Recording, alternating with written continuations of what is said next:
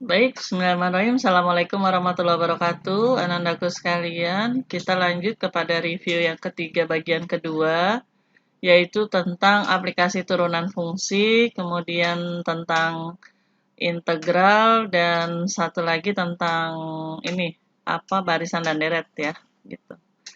Nah, ini ada hubungannya dengan turunan, tapi dalam bentuk aplikasi. Kita ketahui bersama kalau aplikasi ya berarti berbentuk soal cerita, gitu. Dek. Nah, untuk menentukan nilai maksimum hasil suatu penjualan, itu caranya adalah kita buat dulu turunannya menjadi sama dengan 0, lalu setelah itu kita masukkan nilai X itu ke dalam fungsi fx-nya lagi. Jadi di sini letak turunannya, letak aplikasi turunannya itu ketika kita mencari titik stasioner ini nih, gitu. Adalah untuk menentukan nilai maksimum atau nilai minimum dari suatu fungsi. Hasil penjualan X unit barang dinyatakan dengan fungsi seperti ini. Yang ditanya hasil penjualan maksimum. Langkahnya adalah tadi cari turunannya dan buat dia menjadi sama dengan 0. Diketahui fungsinya ini, turunan dari sebuah konstanta itu nggak ada, turunan dari 200X adalah 200 ya. Kan X-nya dianggap 0 jadinya. Kemudian turunan dari 5X kuadrat, 2-nya turun, 5 dikali 2 adalah 10, X tinggal pangkat 1 ya. Tujuan keadilan adalah mencari nilai X, maka min 10X pindah ke sini supaya jadi positif. Bu, boleh nggak 200 yang pindah? Boleh, jadi min 200, terserah enaknya mana. Saya enak karena dia negatif, saya pindahkan ke sini, jadi dia positif. Sehingga X-nya adalah 200 dibagi 10 atau X-nya adalah 20. Ini kalau hanya ditanya X-nya. X itu kan tadi unit barangnya ya. Nah, yang ditanya adalah hasil penjualannya, berarti harus dimasukkan ke dalam fungsi ini. Berarti sama juga G20 sama dengan 38.000 ditambah 200. Nah, X-nya ini kamu ganti dengan 20 ya. 200 kali 20 dikurang 5 dikali 20 pangkat 2. 38.200 kali 20 adalah 4.000. 20 dikuadratin 400. 400 kali 5 adalah 2.000. 38 tambah 4, 42. 42 dikurangi 2 adalah 40 dalam ribuan. Berarti kalau ribuan itu kan 0-nya tambah 3. Jadi 40 juta. Ini kurang lebih yang keluar pada saat aplikasi turunan. Nah, sekarang kita masuk ke integral. Apa itu integral? Integral kebalikan dari turunan. Jadi kalau turunan X-nya pangkat X-nya menjadi semakin kecil, tapi kalau integral pangkat X-nya menjadi semakin besar. Ya. Ini rumus dasar daripada integral. Jadi kalau di turunan dari 5 adalah 0, tapi kalau integral dari 5 adalah 5x gitu. Jadi kalau di integral itu x-nya nambah 1. Gitu. Integral dari ax pangkat n rumusnya adalah a dibagi n plus 1, x pangkat n tambah 1. Kalau turunan kan a dikali n ya, x pangkat n dikurang 1. Kalau integral a dibagi n tambah 1, x pangkat n tambah 1. Sebelum masuk ke integral tentu kita masuk ke contoh soalnya dulu. Integral dari 3x kuadrat min 7x min 6. Ini simbol integral kayak gini ya. Berarti di sini 3 dibagi ya, pangkatnya kan 2 ya. 2 ditambah 1, x pangkat 2 tambah 1. Perhatikan. Kalau pada turunan kan 3 dikali 2 gitu ya. X pangkat 2 kurang 1. Itu turunan. Kalau integral naik ya. Harus ditambah gitu. Nah, ini rumusnya seperti ini. 7 dibagi ini kan nggak ada ya. Berarti 1 ditambah 1, X pangkat 1 tambah 1 dikurang. Kalau turunan dari 6 adalah 0, integral dari 6 adalah 6X. Jadi X-nya nambah kalau di integral. Kalau di turunan X-nya turun. 2 ditambah 1 adalah 3, 3 dibagi 3 adalah 1. Jadi X-nya tinggal pangkat 3. 1 ditambah 1 adalah 2, jadi 7 per 2. Kalau nggak bisa nggak apa-apa, diemin saja. X pangkat 2 dikurang 6X ditambah C. C itu konstanta. Kan C itu konstanta. Bilangan kalau diturunin hasilnya pasti 0 ya. Hasil dari 4x pangkat 3 ditambah setengah x kuadrat tambah 3x. N-nya adalah 3, yang ini N-nya adalah 2, yang ini N-nya adalah 1. Jadi 4 dibagi 3 ditambah 1, x pangkat 3 tambah 1. Setengah dibagi 2 ditambah 1, x pangkat 2 tambah 1. 3 dibagi 1 ditambah 1, x pangkat 1 tambah 1. 3 tambah 1 adalah 4, 4 dibagi 4, 1. Tinggal x pangkat 4. Setengah dibagi 3 adalah 1/6, X pangkat 3. 3 dibagi 2 adalah 3/2, X pangkat 2, ditambah C. Pokoknya dalam integral selalu ada C. C adalah konstanta.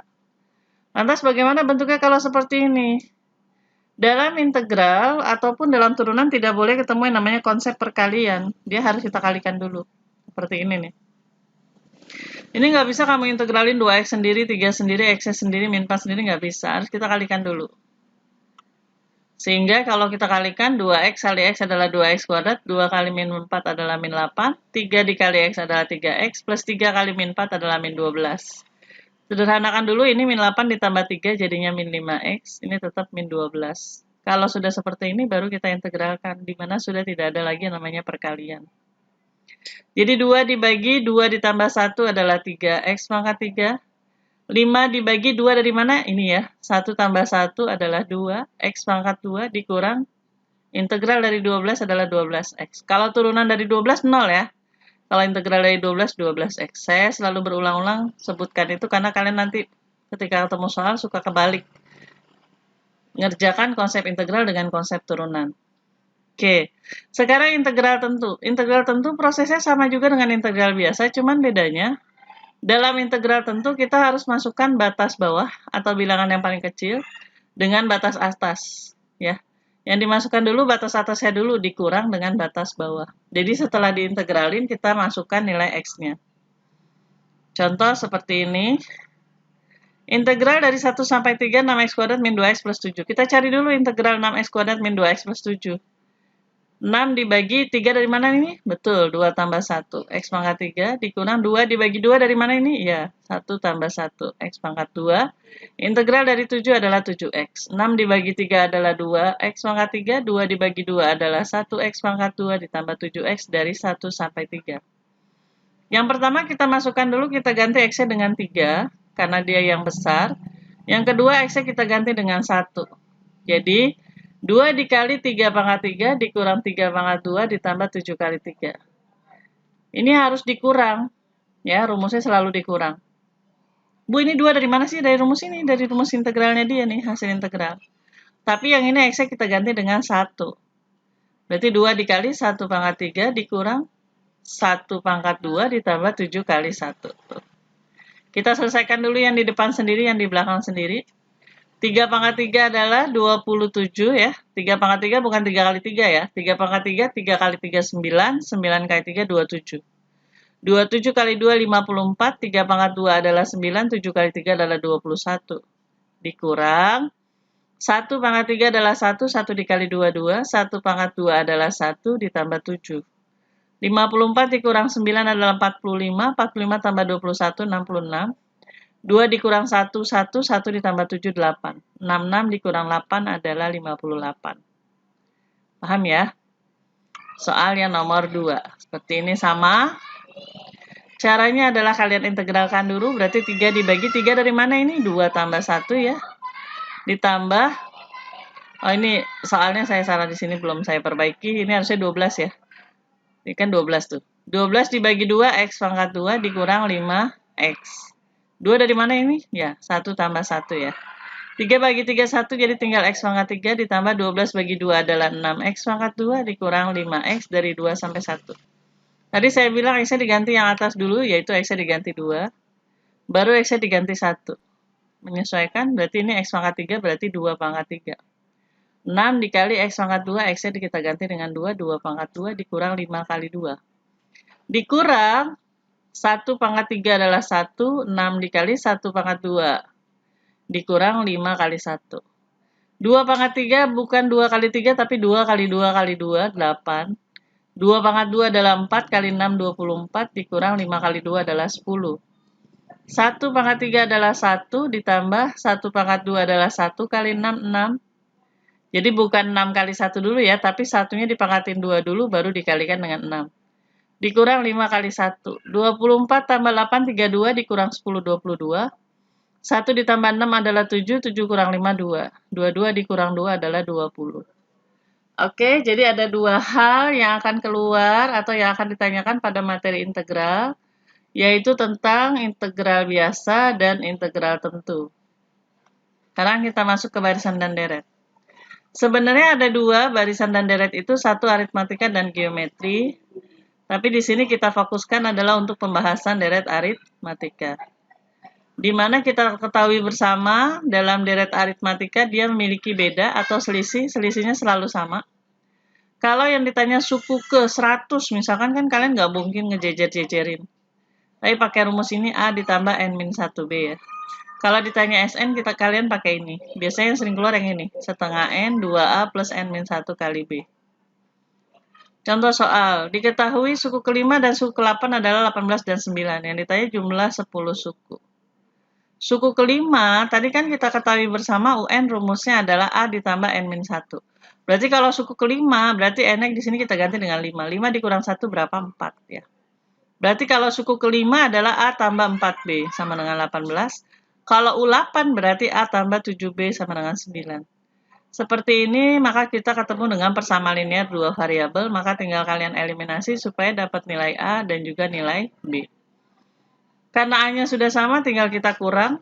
A-nya habis, 4 dikurang 7 adalah min 3B, 18 dikurang 9 adalah 9. Sehingga B-nya adalah 9 dibagi min 3 atau B-nya adalah min 3. Setelah dapat B, kita mau nyari A, boleh masukin ke persamaan yang bawah atau persamaan yang atas. Kita lihat yang kecil yang atas, maka kita masukin ke atas.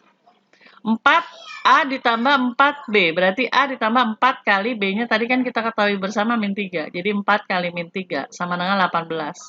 Plus kali min hasilnya adalah min sama dengan 18, maka A-nya adalah 18, min geser ke sana jadi plus. Sehingga A-nya adalah 40. Sehingga yang ditanya adalah tadi jumlah ya.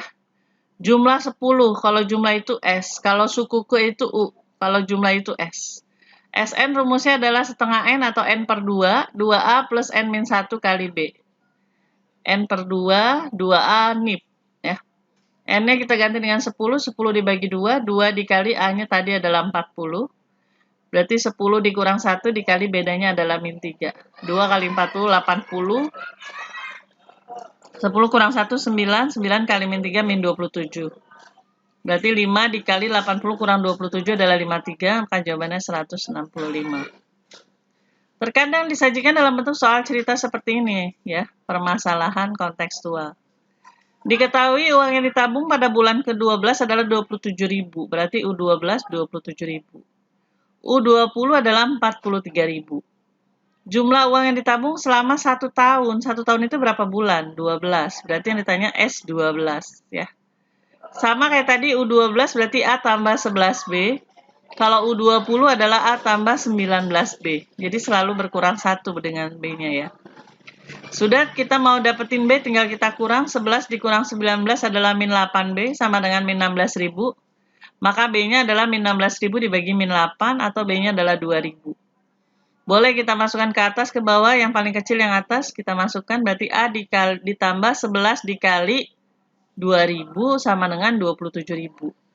11 kali 2.000 adalah 22.000, maka A-nya adalah 27.000 dikurang 22.000, atau A-nya adalah 5.000.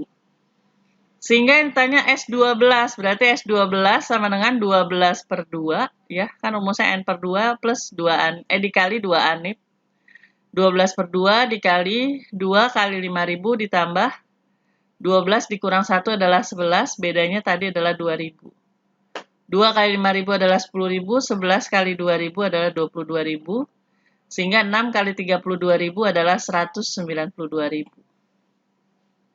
Oke, terakhir, seorang karyawan memiliki gaji pertama 500.000, setiap bulan naik 25.000. Yang ditanya adalah, jika gaji tersebut tidak pernah diambil, maka uang yang dia dapat selama 24 bulan berapa?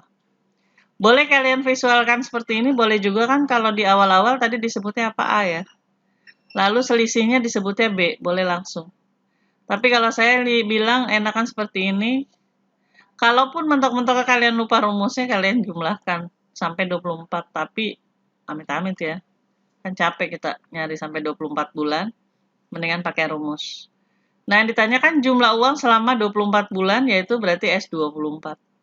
Berarti N per 2, 2 ANIP, berarti 24 per 2, 2 kali A-nya tadi 500.000, ditambah 24 dikurang 1 adalah 23, dikali B-nya adalah, ini selisih tadi, setiap bulan naiknya, kenaikannya 25.000. 2 kali 500.000 adalah 100 juta, 23 kali 25 adalah 575.